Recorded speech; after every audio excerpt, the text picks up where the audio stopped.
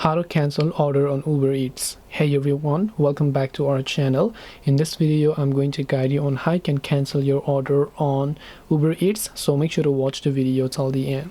The process of cancellation of an order on Uber Eats depends upon which stage the order is in, because if you just recently placed an order, it's just been like 1 or 2 minutes, you can instantly cancel it because nobody has seen that order, the restaurant have not maybe prepared it, so in that case you can cancel it. But if the order has already begun to prepare, they're already making the food, the only thing left is being delivered to you, in that case you can't cancel it. And even if you could, you are most likely to be incurred a certain amount of fee because they have already prepared the order. So in order to fix this, sometimes if you're lucky, if it's only been like a minute or two, you can just come to the account tab that you can find here.